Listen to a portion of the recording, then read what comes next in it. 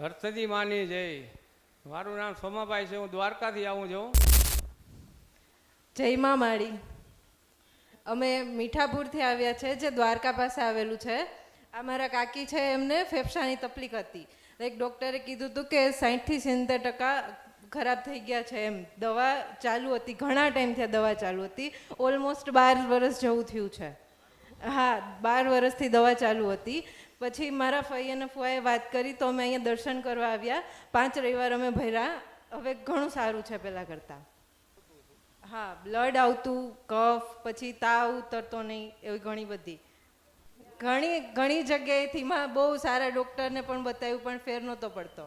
જે ઘણી બધી જે પપ્પાથી બનતું હતું બધી વસ્તુ કરી. ઘણા ભૂવાને બતાવ્યું, ઘણા લોકો કોઈ કે અહીંયા જાશો તો સારું થશે, અહીંયા જાશો તો સારું થશે. બધી જગ્યાએ ગયા પણ સારું નહોતું થતું, ફેર નહોતો પડતો.